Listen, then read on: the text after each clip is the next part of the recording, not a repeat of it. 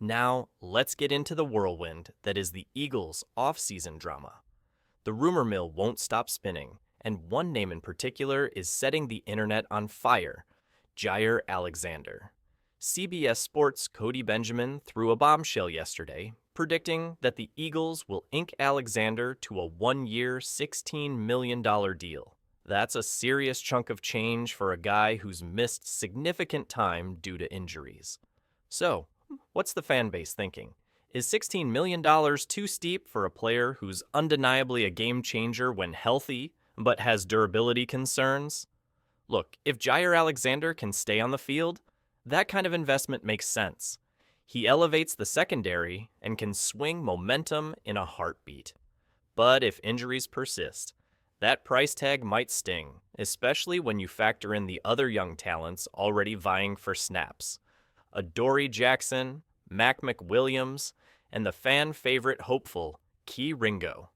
The Eagles' salary cap picture just opened up a bit too, thanks to the June 1st deadline hitting, which wiped off James Bradbury and Big Play Slay's contracts.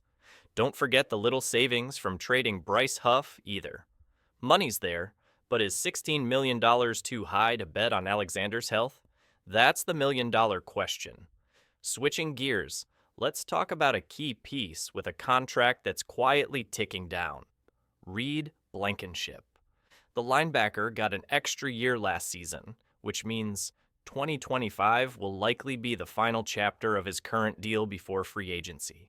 The smart money says the Eagles will push hard for an extension, maybe even before the 2025 campaign kicks off.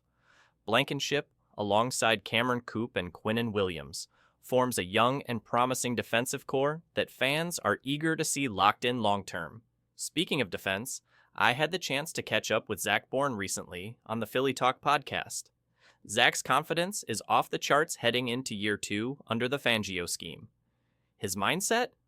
Not to rest on his stats. He racked up 150 tackles last season, but zeroes in on the 29 missed tackles. That's the mentality of a true competitor, an all-pro who knows the small details separate good from great. We're miles ahead of where we were last year at this time, Bourne told me, describing the early off-season OTAs and practice vibes, and that's huge.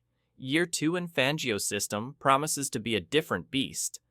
These guys aren't just better individually, they're locked in as a unit, and it shows. Before we dive back into some juicy trade talk, quick heads up. If this video hits 35,000 views and 500 likes, I'm doing another jersey giveaway. A Jaylen Hurts Super Bowl 59 jersey, or a jersey of any Eagles player from that historic win. To enter, like, subscribe, turn on notifications, and drop 2025 repeat season in the comments. Let's make it happen. Now, but back to the NFC East defense battle. It's clear the Eagles have built their defensive foundation mostly through the draft, a strategy that's proving sustainable. Compare that to the Commanders, who rely heavily on free agency and trades, and you see a stark contrast. The Cowboys fall somewhere in the middle, while the Giants lean more on free agents than draftees. Philly's approach is textbook team-building excellence, and it's paying dividends. And hey, today isn't just Father's Day. It's also Nick Sirianni's 44th birthday. The Eagles head coach has faced his share of criticism, but let's not forget, this guy's been to 2 Super Bowls, winning 1, all while still young in his coaching career. The Jaylen Hurts Nick Sirianni era is just getting started, and they're fighting against the odds and disrespect, but they keep winning. Remember the name? Now, hold on. We've got some fresh CJ Garner Johnson drama. CJ recently jumped on IG Live and dropped a bomb. "You won't see another ring without me." He went off on Eagles fans, saying he's glad to be in Texas with the Houston Texans and that Philly won't win again without him.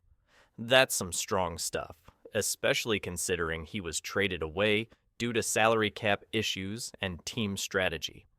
I personally didn't agree with the trade. CJ was electric for the birds, but I get why it happened. Cap space is king, and sometimes emotions have to take a back seat. Speaking of that trade, here's a curveball.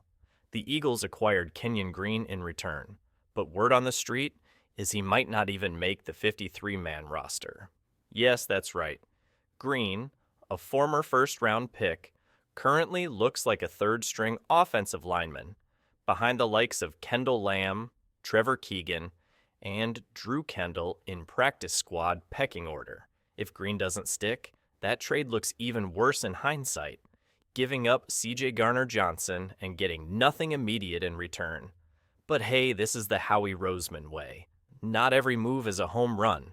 We've seen hits and misses, Bryce Huff, Devin White, and now possibly Green on the miss side. Saquon Barkley, Zack Bourne, A.J. Brown, and Big Play Slay on the hits.